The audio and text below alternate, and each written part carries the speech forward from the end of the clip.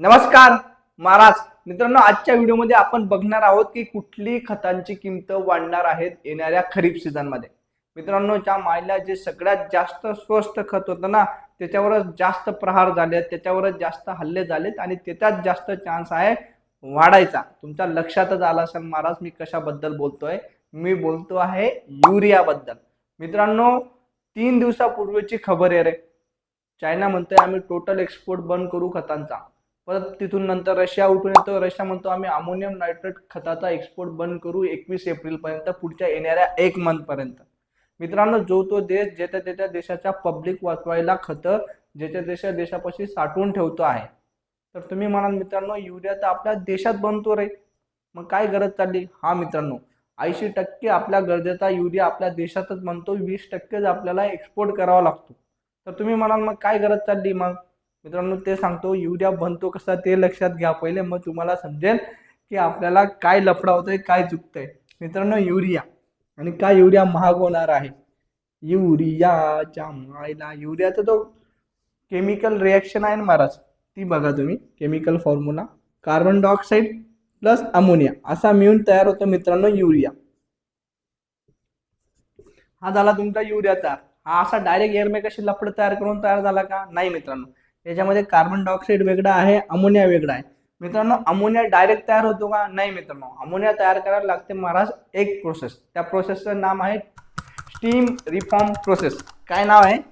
Steam reform process. तर त्याच्यामध्ये काय होतं मित्रांनो, पाण्याला जे आहे ना 1000 डिग्री सेल्सिअस पर्यंत तापवलं जातं। वॉटरला 1000 डिग्री सेल्सिअस पर्यंत तापवलं जातं आणि त्याची वाफ होते, स्टीम होते। त्याच्यामध्ये एक गॅस मिसळला जातो, तो आहे मित्रांनो CH4। आता हा CH4 का मिसळला जातो? कारण की आपल्याला अमोनिया बनवायचा आहे आणि अमोनियामध्ये सगळ्यात महत्त्वाचा जो आहे आपल्याला हायड्रोजन पाहिजे। आपल्याला नायट्रोजन भेटून जातोय पण हायड्रोजन पाहिजे, आणि हायड्रोजन जर नसेल तर अमोनिया बनत नाही, आणि अमोनिया जर नसेल तर युरिया बनत नाही। तर मित्रांनो, हा हायड्रोजन बनवण्यासाठी, हा हायड्रोजन घेण्यासाठी आपल्याला या 1000 डिग्री सेल्सिअसच्या वाफेमध्ये आपल्याला एक गॅस टाकावा लागतो, ज्याला आपण मिथेन गॅस म्हणतो, तो टाकला जातो आणि त्याच्यामध्ये प्रोसेस होते मित्रांनो। आणि त्याच्यामधून हा जो कार्बन डायऑक्साइड आहे आणि हा जो हायड्रोजन आहे हा वेगवेगळा होतात।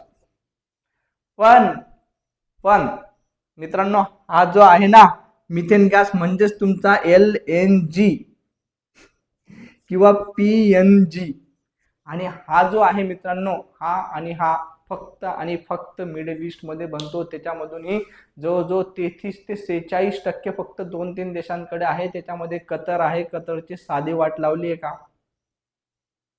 त्याला खायचं कुठून आणि करायचं कुठून ते समजत नाही, सोडायचं कुठून। त्याच्यानंतर इजिप्तचे साधे हात लावलेत का? त्याच्यानंतर इजिप्त म्हणतोय सॉरी, सौदीचे साधे हात लावलेत का? आणि सगळा LNG तिकडनं देतो। जवळजवळ जगाचे 33% फर्टिलायझर मित्रांनो फक्त आणि फक्त स्ट्रेट हार्मोन्स या रस्त्याने येतात आणि ते बाधित झालेले आहेत मित्रांनो। तर लक्षात घ्या की किती महत्त्वाचं आहे। तर मित्रांनो, मिथेन गॅस बनला, तुमचा हायड्रोजन बनला, तर हायड्रोजन मध्ये काय केलं जातं मित्रांनो, नायट्रोजन टाकला जातो, बरोबर। तर झालं तुमचा अमोनिया। तर अमोनियालाच बनवायला जेव्हा नायट्रोजन टाकायचा टाइम येतो हायड्रोजन सोबत, तेव्हा तुम्हाला क्रूड ऑइल लागतं, तेव्हाही त्याला 1000 डिग्री सेल्सिअसला तापमान लागतं। अमोनिया बनून गेला तुमचा, तर अमोनियाला परत रिॲक्ट करावं लागतं मित्रांनो। ह्या जो तुमचा कार्बन डायऑक्साइड आहे ना त्याच्यासोबत CO2 बरोबर, मग CO2 बरोबर जेव्हा रिॲक्ट होतो तेव्हा तुमचा बनतो मित्रांनो युरिया। आणि आता तुम्हाला समजलं असेल, जरी युरिया आपल्या देशात बनत असेल तर आपल्याला सगळ्यात जास्त युरिया बनवायला लागतो महाराज मिथेन गॅस, आणि तोच गॅस आपल्या देशाकडे बिलकुल बी नाही आहे, आणि मिथेन गॅसचा स्टोरेज बी करता येत नाही। हा जो व्हिडिओ आहे हा फक्त आणि फक्त तुम्हाला असं घाबरून जाण्यासाठी नाही, पण ऍक्च्युअल कंडिशन तुमच्या समोर आहे, ती तुमच्या लक्षात आली पाहिजे। आता तुम्ही म्हणाल यार ठीक आहे, युरिया नाही भेटला तर आम्ही दुसरं वापरू, अमोनियम सल्फेट वापरू। अमोनियम सल्फेट बी महाग होईल मित्रांनो। अमोनियम सल्फेट नाही भेटलं तर आम्ही 319 वापरू, 319 ही महाग होईल का? ज्याच्यामध्ये नायट्रोजनची गरज पडते, ज्याच्यामध्ये अमोनियाची गरज पडते, ते खतं महाग होण्याचे चान्सेस जास्त आहेत। मग तुम्ही बघाल कुठली खतं आहे, 3-19 आहे, 12-32 16 आहे, DAP आहे, 10-26-26 आहे, 8-21-21 आहे, 9-24-24 आहे, 24-24 झिरो आहे. नंतर वॉटर सोल्युबलच्या जवळपास 0.34 आणि 0.050 वगैरे सोडलं तर जवळपास सगळ्या रेंजमध्ये नायट्रोजन आहे. आणि ही सगळी खतं वाढण्याची चान्सेस आहेत. का?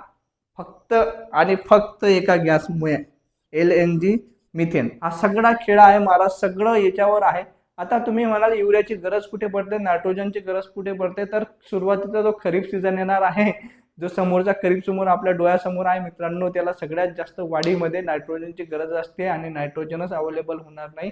तर मित्रांनो प्रोडक्शनवर जो आहे तो सीधा परिणाम भेटेल. जिथे लोक 2 बॅगा टाकणार होते तिथे 1 बॅगा टाकतील, काही लोकांना भेटणार नाही आणि नंतर त्याचा प्रोडक्शनवर परिणाम होईल. प्रोडक्शनवरून नंतर मग डायरेक्ट उत्पन्नावरून डायरेक्ट इकॉनॉमीवर परिणाम होईल महाराज, फक्त एका गॅसवर.